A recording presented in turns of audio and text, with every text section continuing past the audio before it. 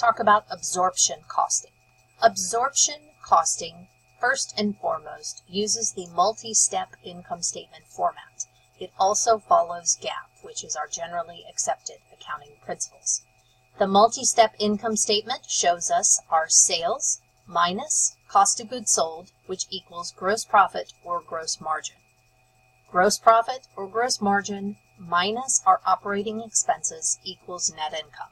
Remember, operating expenses are our selling, general, and administrative expenses.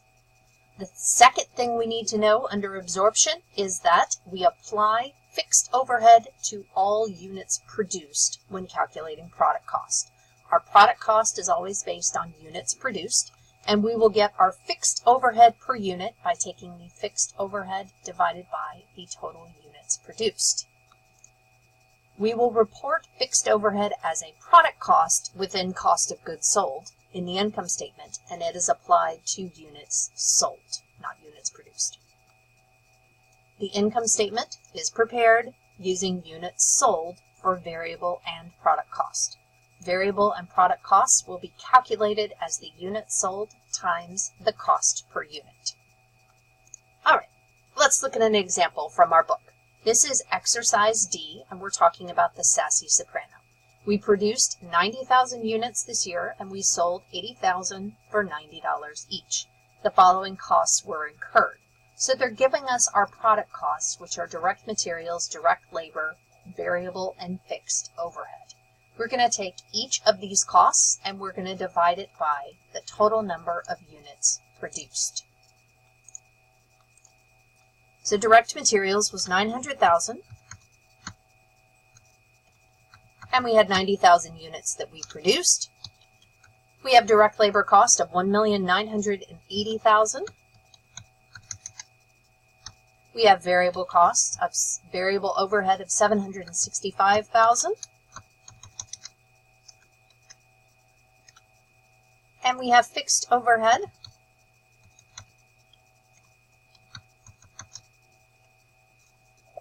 of 450,000. Remember, we're doing this all based on units produced.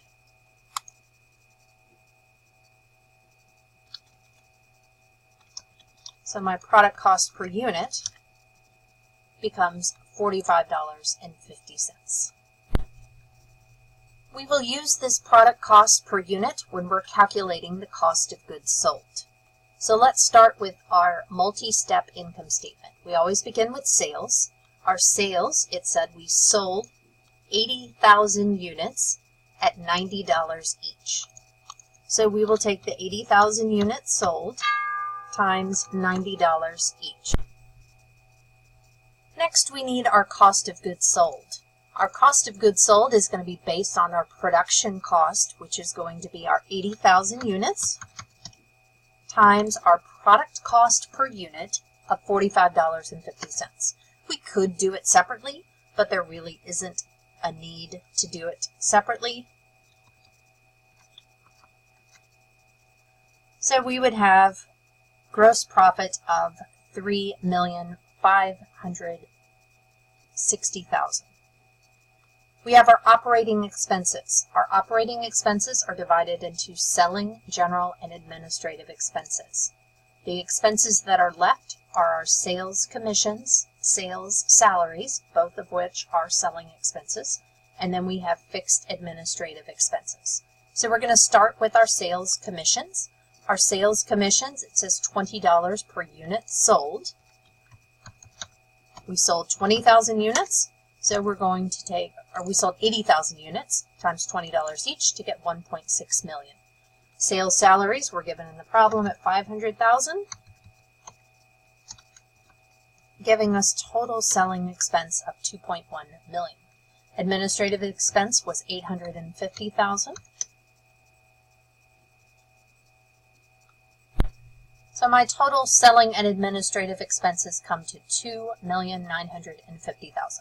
If I take my gross profit and I subtract my total operating expense, I get net income under absorption income as $610,000. Now try the demo problem and see how you do.